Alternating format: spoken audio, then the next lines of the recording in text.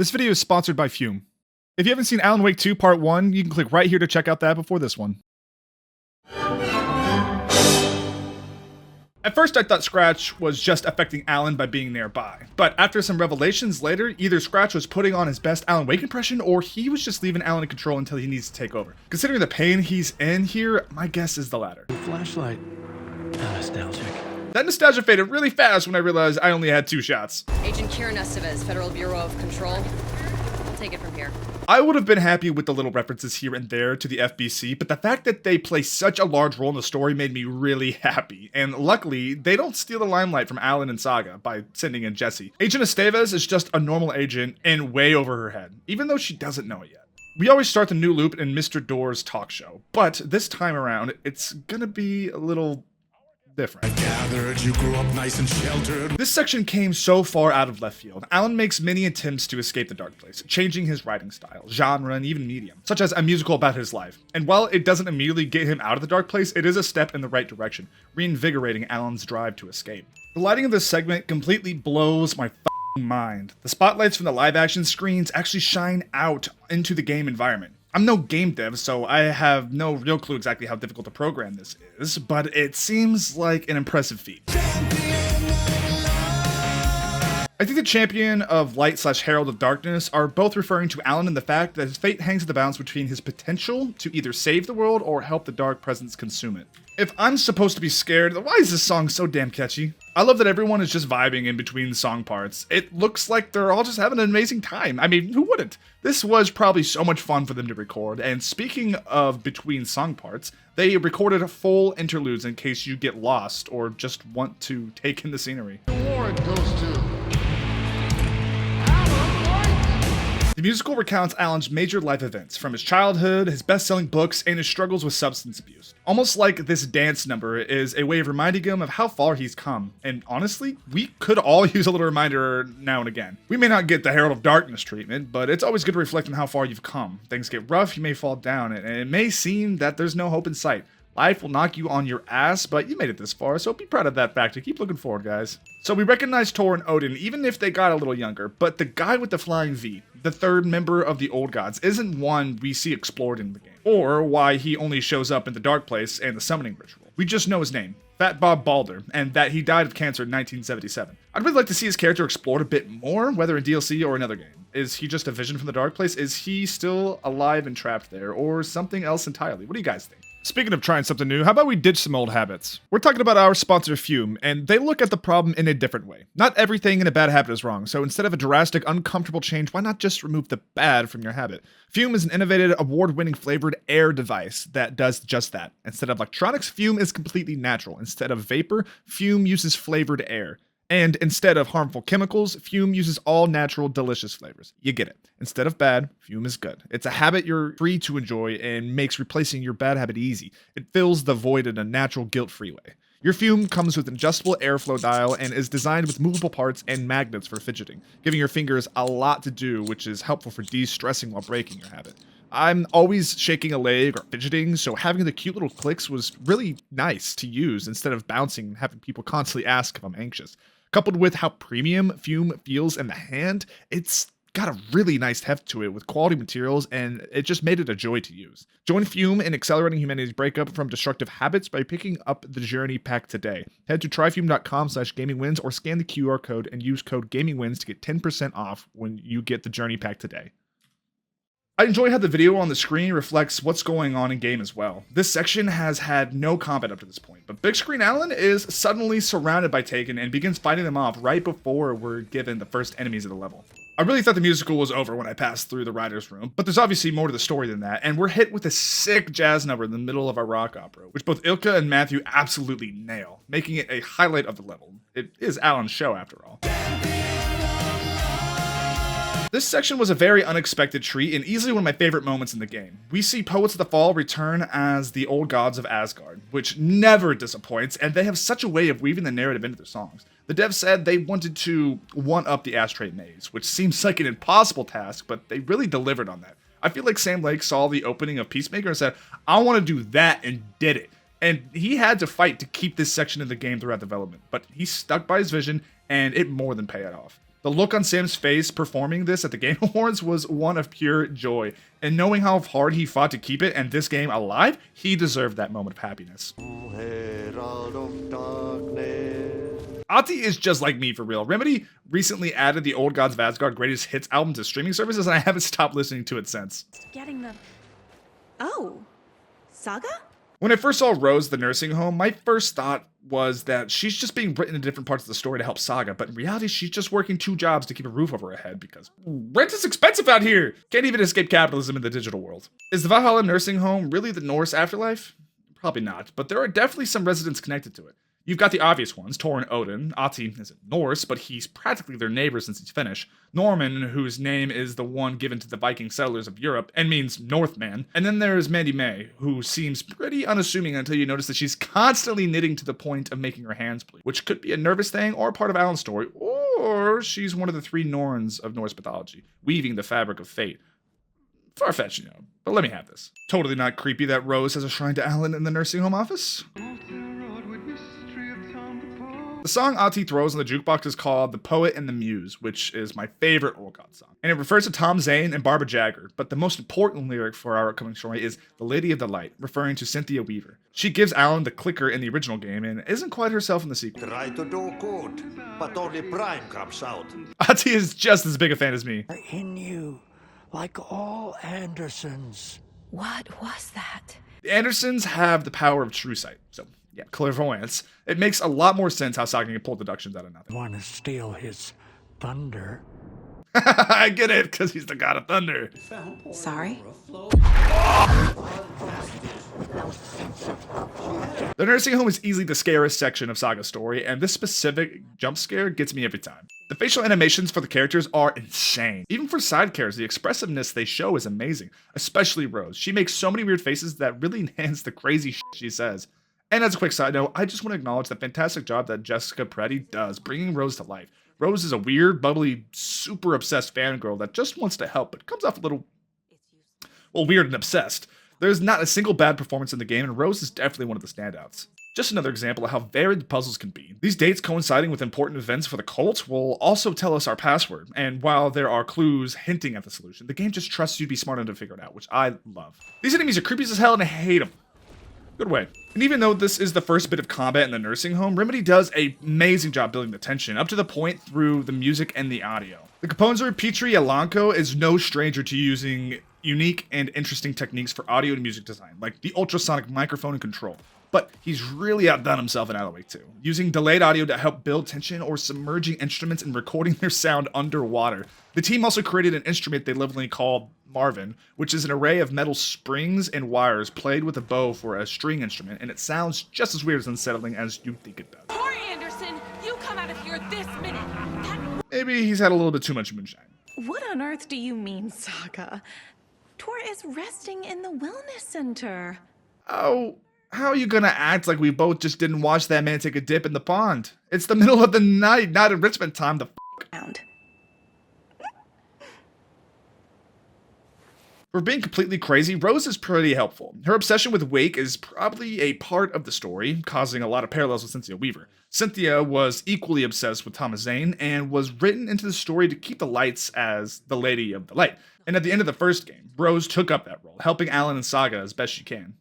And to you, Tor's like a storm.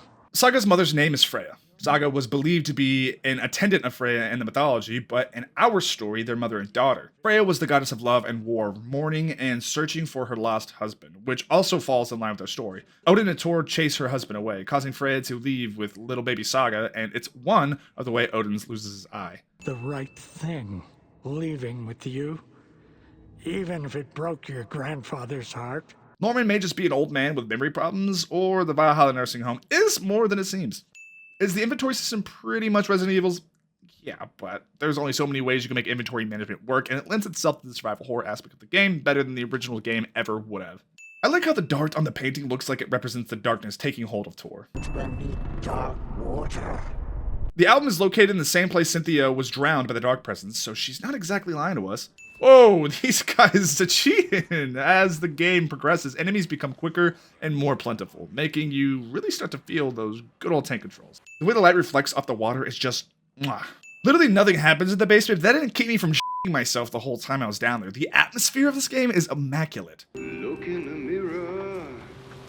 Music plays an important role throughout the story of the game, whether it's the Herald of Darkness musical, freeing Alan with the Dark Ocean summoning, or the chapter songs. They all represent the change music can bring. Music has a way of making people feel things in ways no other medium can. It can cheer you up from a bad day, or it can be a battle cry for civil rights movements.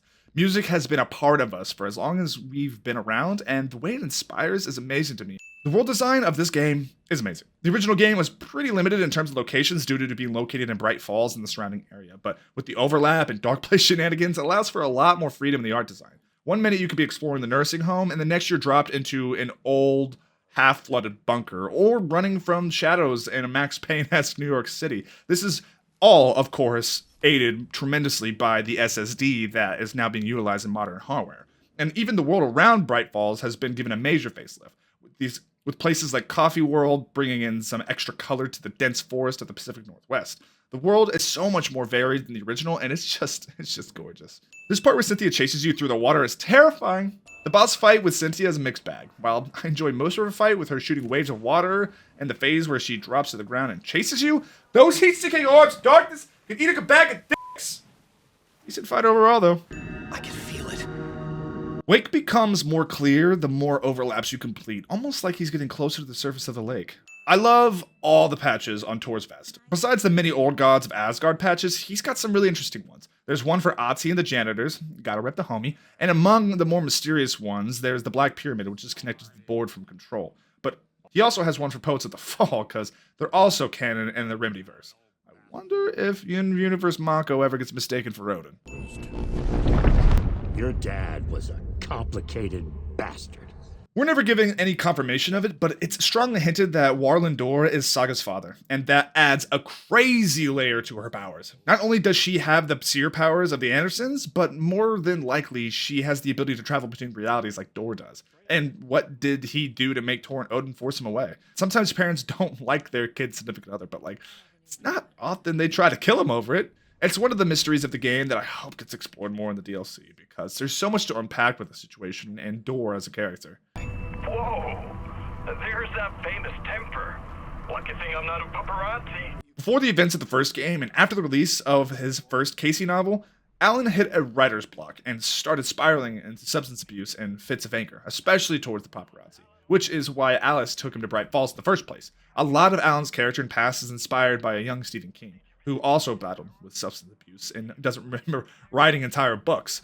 But luckily, he's been sober for a very long time now and pumping out great novels. And the Dark Place could just be a metaphor for Alan's addictions and the horrible consequences that come from them. Completely writing Return under the influence of the Dark Presence and scrambling to fix the damage he's done. I was not in a dark place. I was the dark place. Man, they really do just tell us the big twist right here, huh? And more than that, the Dark Presence isn't just an alternate nightmare world. It's a place with the potential to be inside any of our minds. Stress, addiction, and depression can make us all act out in ways that we normally wouldn't, pushing away and hurting those that we care about us. So it's important to find healthy ways to deal with those problems, and those same people we push away are the ones most willing to help. Seeking help isn't easy, but it's so much healthier in the long run. In dreams, I'm often someone else. Sheriff Breaker and Mr. Door may just be a way for Remedy to sneakily add Quantum Break into the canon without crossing any copyright laws, and it adds to the multiversal f***ery that is happening in this world. The Dark Place always feels considerably more dangerous than the forests of Bright Falls, never knowing which shadow will be dangerous. It doesn't help that all of them will follow you and speak to you, and it made me hella paranoid during all of Alan's sections. Remedy frequently refers to 665 as the neighbor of the beast, raising a lot of questions about Thomas Zane. And those questions are pretty valid, because this dude is, weird, to say the least. Hey, how the hell? Or maybe you look like me, you handsome devil. Tom Zane and Alan are both played by Ilka Villi, but Tom is also voiced by him. But it goes deeper than that, because, of course it does. Tom got stuck in the Dark Place trying to save his wife from it, just like Alan. But to escape the Dark Place, Tom wrote himself out of existence and created Alan, leaving him the clicker. Later in Alan's life, he wrote Zane into Departure, creating a weird chicken or egg situation. They're like two sides of the same coin, except both sides have the same face, which is why I think Ati and the Old Gods refer to Alan as Tom. father. Did Zane really create Alan, or is Alan literally Tom Zane reincarnated? So many questions and no real answer. Which came first? Technically Zane, but time works in weird ways in the dark place, so who really knows? Because we returned. That's the most sense anything has made since entering this room. And the song that's playing in the background is The Happy Place by Poets of the Fall, which was used during a moment with Mr. Scratch in Alan Wake's American Nightmare. Which brings us up even more questions, and I'm confused again. Is Scratch disguised as Tom? Is he controlling Alan? Is he in the room with us right now? But jokes aside, I think this version of Tom Zane is either Scratch himself or Zane's equivalent to him, because the original Tom Zane was a poet, not a filmmaker. Jesse and Darling were about the last people I expected to see in this game, but it's nice to have a cameo from them.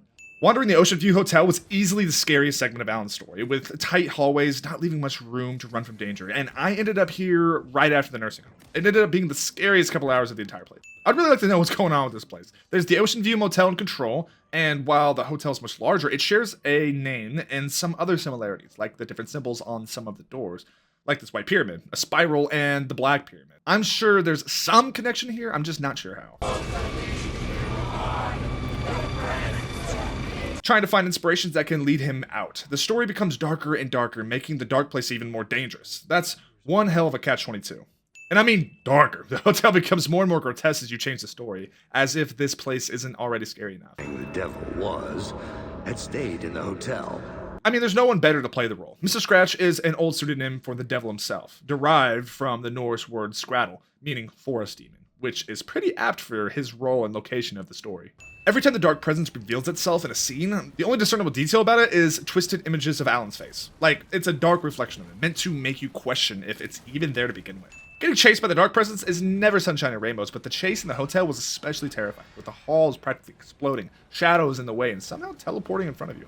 This poem shows up a few times throughout the game, and this verse is obviously referring to Alan and Saga, the owl and the deer. Owls in Norse mythology represent wisdom and knowledge, but are also tied to death and viewed as guides to the underworld. And we can see those aspects represented in Alan's character, because while he is an intelligent man, he's being manipulated to bring about death. Deer represent intuition, sensitivity, and healing, and their antlers were viewed as growth of the mind and expansion of consciousness, which is also reflected in Saga, with their seer powers and the care she shows when interacting with the people around her. And when she's profiling, her head lines up with the deer's, making it look as if she has antlers expanding from her mind. So the owl and the deer can also be seen as almost reflections of each other. They both represent knowledge in some form, whether having it or gaining it. But the owl is death and the deer is life, healing. And those attributes are what make Alan and Saga so similar and unique of each other. While Alan has knowledge, he's searching for inspiration to push the story forward, and consequently makes the story darker, while Saga uses her investigation and intuition to heal the damage Alan is causing. For months after Alan died, I didn't leave the apartment. These video diaries from Alice are always so personal, and every visit to the apartment is an emotional roller coaster. I really enjoyed how much more character they gave her in this game. She isn't a damsel in distress afraid of the dark anymore. Barry Wheeler started visiting. He even cooked me meals. And we all need a friend like Barry. Someone there to help pick you up when you're down. I don't know how I would have gone through this last year without the support of my friends, but I'm thankful for them. It was the perfect image of the horror of caring. Caring really is a double-edged sword, isn't it? The more you care about someone, the more it hurts when they're gone, and it doesn't really stop hurting. But that pain isn't a bad thing. It just means you're human and that you love someone unconditionally. Whether it's a family member or close friends, it's never easy to see someone go, but their memories and effects of that love live on with you.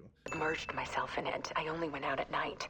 Alice has come a long way from being deathly afraid of the dark, but knowing what lurks in it, the fear is always kind of warranted. She was already in Bright Falls, already involved, but she was not in return.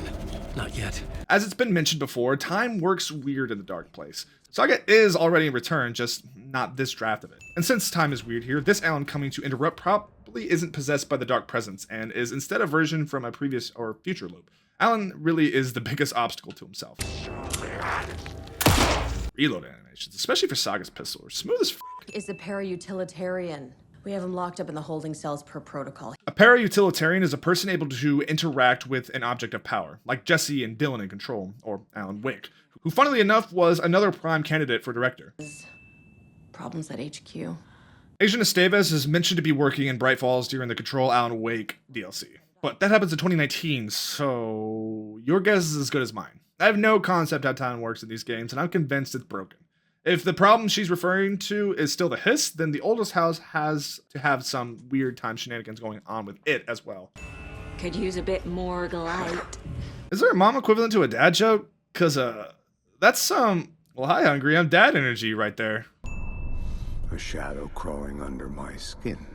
I wasn't sure how to interpret this profile, cause like, he seems fine, but this makes him sound like he's gonna die and there's no evidence of him becoming taken. But later I realized it's foreshadowing him becoming possessed by the dark presence, but McCaffrey's delivery here makes this dialogue super ominous. Bureau research facility at Cauldron Lake set up to study the effects of this AWE. So that's where all the nursery rhymes came from, and it shows no matter how simple the art is, it can still change reality around Cauldron Lake. He's almost here. My daughter is dead because of you. She's a child. The more Saga begins to understand about her powers in the story, the angrier she becomes with Wake, and understandably so. As soon as the clicker is close, Scratch has no reason to hide anymore, revealing the real plot that's been just underneath the surface the whole time. There's been tons of foreshadowing hints to it throughout the whole game, but most of them went completely over my head. And Scratch is terrifying. He kills Yakko practically just by looking at him, so the fact that he's no longer shackled to the lake is a pretty big problem. Silly me for thinking a flashlight will work on him.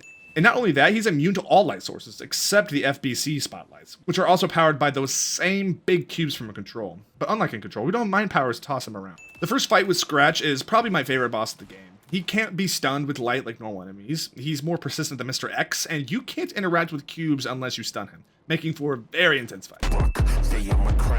On top of being one of the best chapter songs, this is without a doubt about Scratch. Raoul, Duke, and Book, more than likely refers to Raoul Duke, a character created by Hunter S. Thompson, who was used as a surrogate to speak about his injuries after a diving accident. Book is probably Charles Bukowski, whose poetry covered a very dark subject. Hemingway ended his own life and is what Nightingale called Alan Wake. All very troubled artists whose art was influenced by their own experience in life. So it makes sense Scratch would latch onto them in particular because the dark presence feeds on and manipulates people with their pasts and fears. And the fact that she can't profile him shows how powerful he really is, trying to take over her mind just by trying to peer into his. Good news. Consider yourself deputized into the Federal Bureau of Control. Well, at least there's more good news than bad. And hey, this leaves the door open, pun intended, for Saga to show up in Control too. He always went along with my ideas, no matter how stupid they were. I love how well Ilmo Franson portrays Ilmo's genuine sadness here. And his performance as both of the Skella brothers is super impressive. They're both so different from each other, and the delivery of their lines is amazing. I have no idea we're the same guy until doing research for this film. When any Taken come out, we kill him.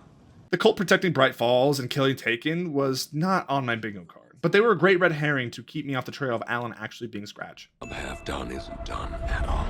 Since the Bookers interrupted the cult, the ritual, it adds another layer to the story with Nightingale. It seems like the pages inside of them are what causes them to be taken. Artist must conclude his work. While anyone can change reality with the powers of the lake, only the person that started the change can affect said changes, making Wake necessary to correct the reality the horror story has caused. Me. You took my daughter away from me. The story has started taking hold a lot further than Cauldron Lake, causing David to believe Logan is gone as well, and if it doesn't change soon, that fact might become a reality. Tor and Odin just casually ripping through the forest in the Tor van, and it's so on brand for them. 10 Breaker Shotgun is my favorite gun of the game, and it'd be the only gun I use if I had ammo for it. I wish your tech guy was here, Karen. To be fair, the FBC runs on tech from the 50s and future tech. I'd be a little confused how to operate it too. In the Dark Place, Odin plays the bass, but at the summoning ritual, he's actually playing Baldur's Flying V. So, in a way, he's still playing with them. Right now. It's fucking awesome. Between Herald of Darkness, Anger's Remorse, and Dark Ocean Summoning, Remedy really spoiled us with Old Gods of Asgard music. And I love how much of a bigger role they play because I really enjoy these two drunk Vikings. For the ritual to work, they need to weave their intent and Alan's name into the song. The intent is pretty straightforward. Come save your soul, awake new and whole. And while his name isn't explicitly said, they sneak it in there. I land awake. Alan Wake. Same difference. This section is a lot more similar to the musical segment from the original game, and is a nice callback. And this fight holding off the Taken, while the Old Gods play the ritual, is the most intense fight in the game, with wave after wave of Taken coming out of the lake.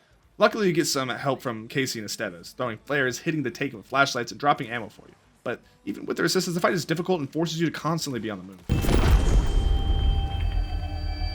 We're led to believe the summoning ritual didn't work here. But remember how time is funny? This ritual is actually what caused him to wash up on the shore of Cauldron Lake at the beginning of the game.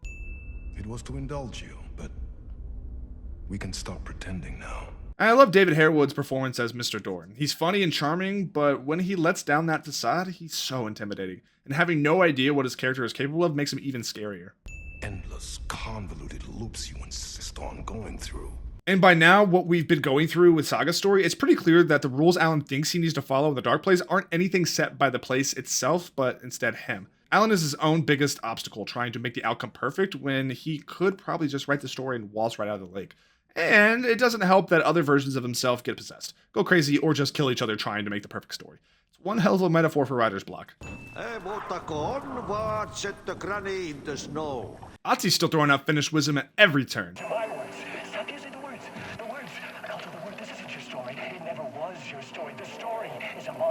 I think whatever loop that Alan is from is the lowest point he gets to in the Dark Place. So close to being consumed by the darkness and gone completely crazy. And a lot of this dialogue is what the shadows keep repeating over and over again. The Dark Place uses the darkest places in his mind to try breaking him. It makes sense the shadows would represent him at his lowest. You stopped writing. You said it was too dangerous, that we didn't deserve to get out. And at one point, he's even given up writing altogether, allowing Scratch, or more than likely, another version of himself to finish Return. If not for the very real dark presence possessed Alan in the real world, I'd almost believe Scratch never existed at all. Special for you, Alex Casey. Who's your leader? You'll probably notice a lot of the side characters in the Casey flashbacks are people like the Bookers, Mulligan and Thornton, and now Ilmo. Alan has received visions for most of his life and is what he based his Casey novels on, but that doesn't explain our Bright Falls residence. Maybe he's interpreting events in Bright Falls as happening in New York, but now that he's written them, they actually have. Made in Finland, Nightless Night, rumored to have mystic properties. Fun fact, Nightless Night, or the Midnight Sun, is a real occurrence in Finland where it's daytime for 29 days straight. So the fact Scratch wants to bring a perpetual nightless night is beyond me, but I don't claim to understand the logic of a darkness monster. On Alan's end of the overlap, the monster site is always a reflection of the one Saga used to open it. Nightless Night is actually a roughly 20-minute short film, and you can stand here watching the whole thing. It's pretty good and really impressive that they made an entire short film just for it to be a missable portion of the game. I'm never getting out of here, am I? Yes, you will. And no, you won't. In his pursuit of making the perfect final draft, Alan accidentally makes many versions of himself. Some escaping and some not, putting himself in a sort of limbo where he both does and doesn't escape. And some of those aspects help him through, like the ones that left the photos, the angel lamp, and the one on the phone now. Even with so many people helping him, only Alan could drag himself out of the dark place, and some versions of himself will be consumed by it. The last of Alice's video diaries is hard to watch. The look on her face here says more than any words ever could. The final photos of Alice Wake are haunting. We know from completing the game that these photos are of her jumping into Cauldron Lake to help Alan, but at the time of watching this clip, I was floored. Alan spent the whole game trying to get out to help Alice, and this moment was devastating. It's not often in games that you see depictions of this, and even less so is handled so well. But this final video hit like a ton of bricks on my chest and left me dumbfounded and speechless. Everything was leading up to this realization. His chance with Zane, Mr. Dorn, Alice's diaries. Alan was the one writing the whole time in his own biggest obstacle, like I keep saying. And just like Alan, we can get so stuck in our heads about what we do and how we should do it that we find ourselves in a similar loop, either out of fear of change or complacency. It's easy to become comfort in it or spiraling down further. It's a hard loop to break, leaving that job or feeling like there's some impossible standard you have to live, but nothing has to last forever. So take a chance to break that cycle and just live for yourself, because even if you fail, you've still got a chance to figure it out the next time around. I struggled in this fight and really disliked this projectile attack, but the spotlights are a cool mechanic and I loved the rest of the fight. The hints were there, but I didn't expect Scratch to possess Casey, and we couldn't just win that easy, could we? I've never seen an entity break a bureau containment unit like that. We don't know exactly how powerful the Dark Presence is, but it broke the containment unit before it got the clicker, and in Control, we see that it can have an almost symbiotic relationship with the Hiss, so it'd probably be in our best interest to stop it. It was so nostalgic running through the forests of Bright Falls as Alan again. And a small detail adding to the nostalgia is the fact that they use a lot of different audio cues from the original. Saga, Casey, Alice, all this horror originates from me. Alan owning up to his actions. This may all be his fault, but the realization of what he's done is driving him forward. Everything he's written has affected someone in some way, and it's important he takes accountability for it and does everything in his power to fix what he's done.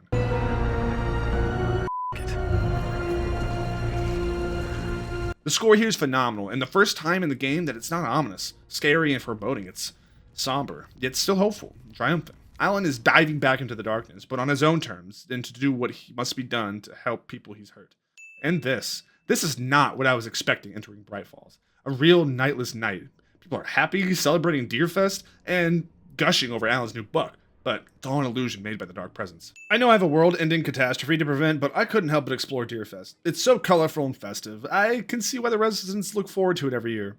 The writer's room windows can be seen all over the place in the game, but they're usually dark, and this time the room is full of light. Alan has fought his demons and is ready to fix what he's broken, bringing light back to Bright Falls. The oldest bulb. Water finds its way. At this point, Ozzy has to be a water god. He frequently goes on about the nature of water and its ability to preserve through everything, pretty much telling us it used to be like water. There is a stake. And whether you're Jesse in control, Alan, or Saga, he's always so confident in your abilities. Everybody needs the support of Grandpa like Ozzy.